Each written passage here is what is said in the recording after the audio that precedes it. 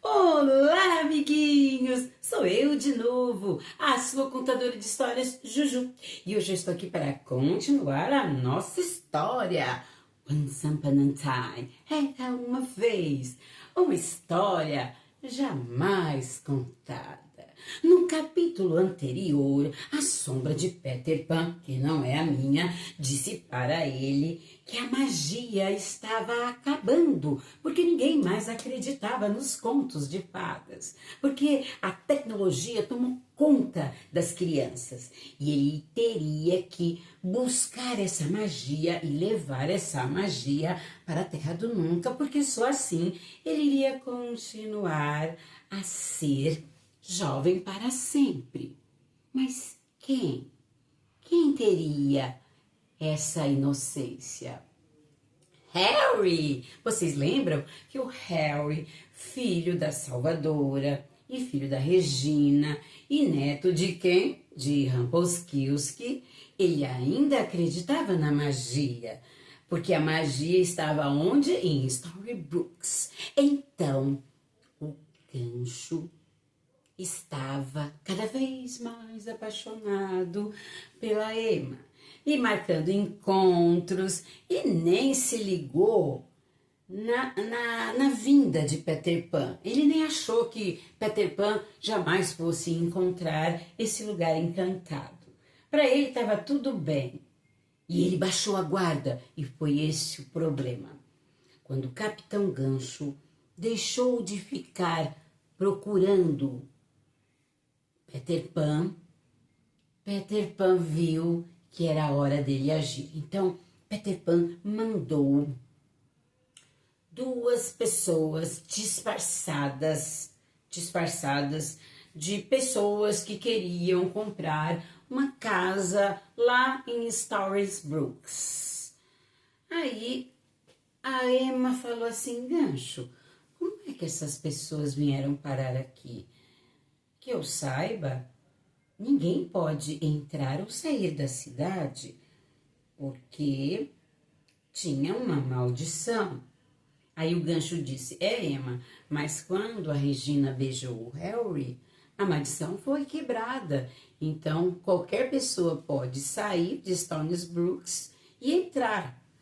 Mas, se a pessoa que mora em Storybrooks sair, perde a memória. Mas a pessoa que não é de Storybrooks continua tendo a sua memória normalmente. E foi assim que um homem e uma mulher muito suspeitos entraram na cidade de Storybrooks, dizendo que eles queriam comprar um apartamento, uma casa, porque eles iam se casar. Mas na verdade eram duas pessoas que vieram amando de Peter Pan para capturar o Harry e levar ele para a Terra do Nunca. E assim a magia estaria recuperada. Numa bela noite, quando o Harry estava dormindo, Regina estava fazendo as coisas que ela sempre faz, porque ela era a prefeita da cidade.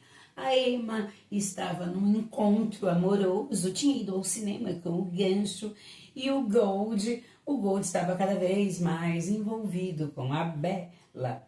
Ninguém estava ligando para nada, quando de repente a Regina foi dar um beijo de boa noite no filho e o Harry havia desaparecido.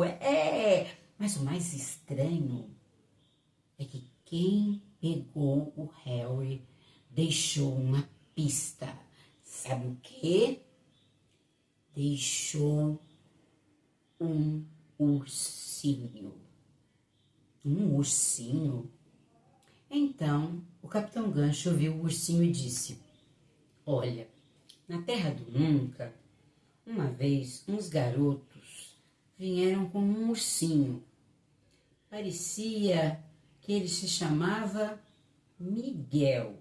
E ele tinha um irmão chamado João. E ele tinha uma irmã chamada Wendy. Foi aí que a Salvadora disse, oh não, o nosso amado Harry ele foi raptado pela sombra de Peter Pan, então ele deve estar na terra do nunca. Então o Sr. Gold falou assim, então nós temos que ir para lá. Aí o Capitão Gancho falou assim, bom, se eu tivesse com o meu navio pirata, nós podíamos ir. Aí ela falou assim a Emma, como assim? Ah, o meu navio, ele voa, mas ele voa com o pó mágico de fada.